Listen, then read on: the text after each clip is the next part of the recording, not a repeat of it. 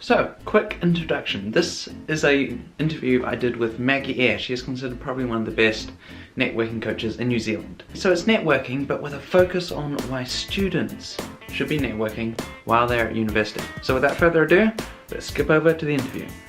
One thing I've noticed when I've been at uni, I mean I haven't been here for that long, but is there's networking is like, it's not, I mean it's like, it's sort of a general, it's said, but it's not like overly encouraged. I mean, so what do you think is the importance of networking, and specifically as a student?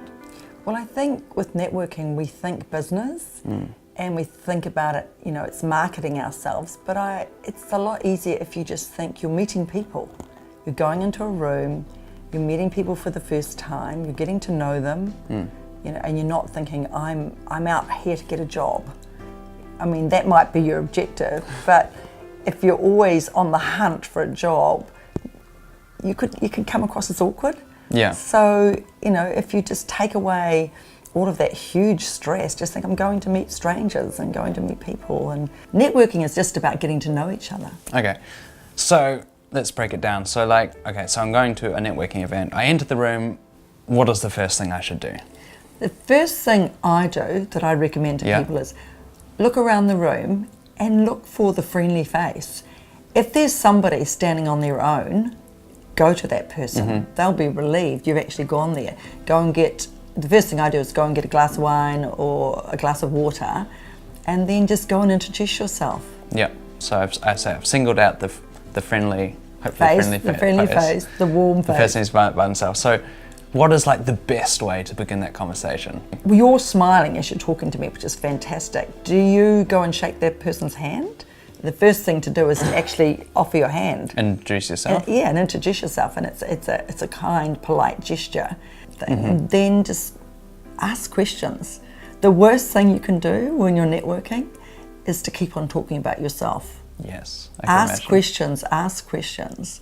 Okay, so I've introduced myself. What would be like I need like this. Okay, you want the formula. Well, I tell you what I do, and I do it with sincerity. Yeah. And I love your shirt, and I am interested in colour and fashion and design, and I like your glasses. So often what I do, and it may sound inauthentic, but for me it feels sincere, is I pay someone a compliment. And I did it recently at an event, at a very formal event, and this guy looked really funky and young and interesting. And I said, I love your style, I really like. And he had like 5 pairs of different coloured glasses, he told me, and we got into this conversation about glasses. We didn't even talk about business till later. All right. So for me, I often pay someone a compliment, and that relaxes the person. Last week I met somebody and said, what a stunning Pinocchio silver necklace, where did you get it? Okay. You know, so you're asking a question, but you're also paying someone a compliment. So just go straight into that. Yeah. That brings me to another question, is often, every event, in fact almost everything you go, the first question is, so what do you do? Is that a good question, or is that not a good question? Well, it is a good question, and that's why, you know, I spend a lot of time helping people on their elevator pitch. You know, what do you do? How do you do it? Why do you do it? And it's really important to be able to practice that, so you know that you can have a short, succinct answer to that question. So instead of me saying, you know, I'm a networking coach, I'm a presentation coach, I'm a media coach, I might say something like, I help people shine on the stage. Oh, really? Tell me about that. Well, I grow confidence, you know? So think about an interesting way, using everyday language, describing what it is that you do. Actually, I'm just going to lead into the next question, because this is a question I've always wanted an answer to. Okay. And I've always struggled with this at an event. So you see scenarios, you see a circle of people, and they're already talking, you know, they're having their conversation. How do you slickly and politely break into that circle's conversation without seeing like, you know, you're just, because often I try, but it's so hard. What's the way to do it? And people feel really awkward when they want to break into a conversation. Sorry.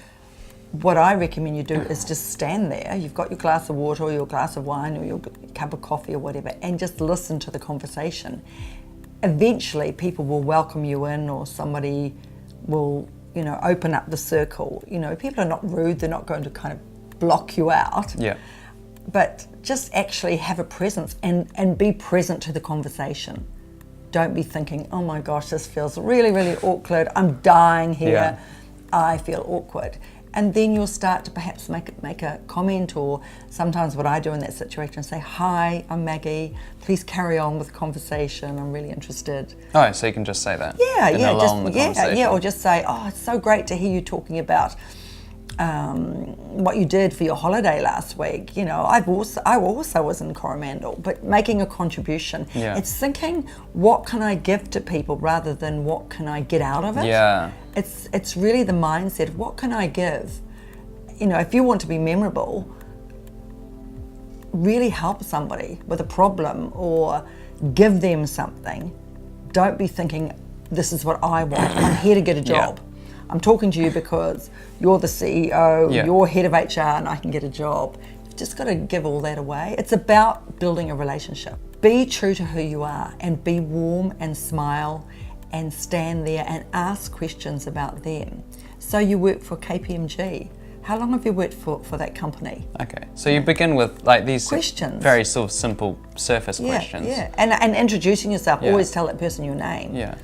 All right, this is another question I've always wanted to know. Okay, so you're at the networking event and you've started talking to this guy and it's gone on and on and on and on and you on. want to leave, but you don't want to say like the very thing like, oh, I need to go to the loo now, sort of. Yeah. Or this is boring. I'm out of here. Yeah. Okay. So how do you politely end the conversation? Yeah. And I, look, you have to be polite. Yeah. You can't Gosh. disempower somebody or knock their confidence. Yeah. What I do, and I always go back to what I do. Thank you. Thanks, Jacob. I've really enjoyed talking to you. I want to, I need to work the room tonight, and there's quite a few people I need to go and see. Oh, that's quite... Almost like what you would do in your home if you're hosting a dinner party or friends are just coming around for a dinner, just taking care of people, and if somebody's talking a lot about who they are and using a lot of academic jargon, for instance, and I'm not an academic, I will just say, now tell me where you live. What part of Auckland do you live in? Okay. Or where did you live in Hong Kong? How long did you live in London? Think about what you want to do is establish something that's a common interest. Yeah. Getting something in common. So you might pick up that they love the theatre. Oh, what was the last play that you went and saw? Have you seen this television drama? It's looking for things in common. Right. So if you play cricket and I play cricket, we've got something to talk about. I don't play cricket. Nor do I. Yeah, it's finding something that you can kind of meet. Yeah, so you're common asking ground. questions Asking until you questions. found common ground and then Yeah. begin with that. And no question is a stupid question. I mean, you're not going to say first off, are you single? Unless that is a stupid question. You're not going to say, look, people always ask me, do I have children? Now, I don't have children. And then why did you not have children? You're not going to go down that deep path. You do have to be a little bit careful about the questions that you ask. Or you're not necessarily going to say, are you gay, are you straight? Yeah. There are certain things that are appropriate. Yeah, use your common sense. Sometimes I'm a little bit risque and a little bit irreverent. Yeah. But I've paid my dues. I'm a middle-aged woman. I want to get to know you fast. So I'm happy. I have had people in the past, a politician actually, say, Maggie, that's a very personal question, and I apologised. A very high-profile politician. I'm sorry. Oh no. Yeah, but it's not to take it so seriously. I think we have to lighten up with this. It's about making people feel good, making them feel comfortable, and not thinking about what you're taking away. Thinking about what you're bringing to the conversation. Yeah. It is just a conversation. Yeah. And yes, it is about marketing who you are, and you are a personal brand. And people are standing there thinking, oh, I'd like to get to know that person. Or I'd like to perhaps invite that person out for a coffee. Yeah. So you're wanting to establish that so you can take the next step later. Absolutely. As a student, what's sort of like what's the outcome of doing networking? Well, first of all, for? if you're looking for a job, for example, and you want to network because you want to get a job, make sure you have a business card. Have in your pocket a bunch of business cards. Even if you're a student, make up some kind of card where you've got your phone number on it and an email on it. So this is people know who you are. This around. And that's lovely. Mind you, this is designed for like my YouTube channel. That is fantastic. I love that. How cool is that with your photo? Great, because your photograph is on it, and they will remember you. When you go to a networking event, make sure you follow up straight away. That would impress me in terms of like punctuality and hiring you. Okay. Yeah. So as a student, that's what I would be going to one of these events for, is to meet people. Yes. To potentially get the next step, which would be like a coffee or something with, you know, the CEO of the company that you would love to work for or something. And okay, so there's another question. It's like, there's that, and it always happens, well, not always, but often, there's that awkward lull in the conversation. You've run out of questions to ask. They probably run out of questions to ask. How do you come back from that? Well, and is it such a big deal?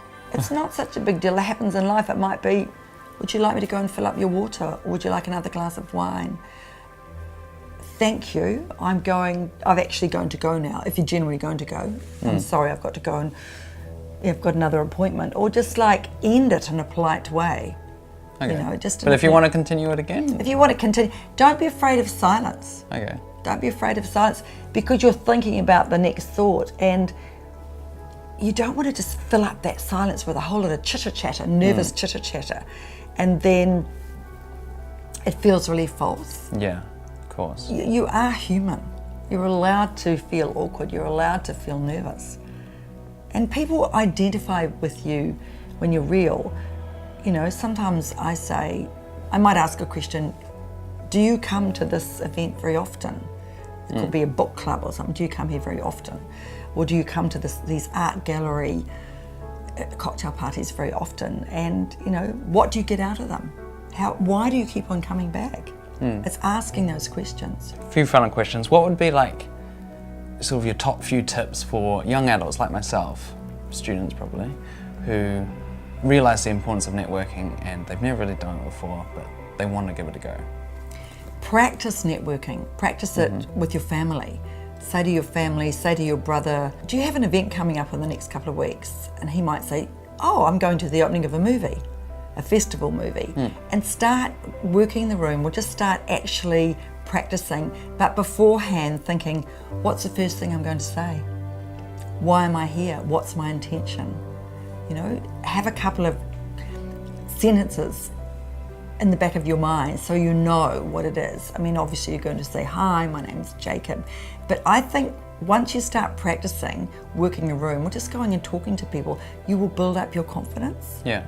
And particularly even family events, because then you can ask your cousin or ask you know, your sister-in-law, or ask your mother, how did I go? Did I seem awkward? Did I seem relaxed? Yeah. You know, did you, when you were watching me across the room, you know, did I look like I was really listening and I was really present, or did I have my eyes diverting around the room? But another tip is work on your presentation skills. Go to Toastmasters, go to a presentation skills class, go to an acting class, so you're actually working on anything to do with your body language, to do with your voice. Yeah. Pay attention to your wardrobe, you know, really think about what you're going to wear to that event, plan it. Yeah. So not just, you know, scramble and turn up to an event. Okay. So. And get the business cards. Yes. And have your own. Have your own business cards. Important. Right. And I think building up your confidence, but don't wait for 3 years till you've finished university. Yeah. Don't wait. Go to events now and say yes. And ask friends and family, do you know of any events that I can attend with you? Cool. That's basically all the questions. Just go for it. Yeah. Well, I hope you found that useful. I think a few of my takeaways from the interview was, number one, when you walk into an event, don't go in there with the mindset like you want to get a job. Go in there just to have conversations with people. This is the first interaction you have with people, and you want it to be genuine. And then from that, you might get a coffee, and then you can talk about business. Second is, of course, get a business card. I have found this very useful. I have a business card, and it has saved me millions of times. And number three is, of course, this takes practice. It is terrifying, and there are great ways to practice. Talk to your family, go out with events with them, not to network, but just to practice networking, you know, just to practice having a conversation with people. It's all about practice, practice, practice, people. So, get practicing, and adios.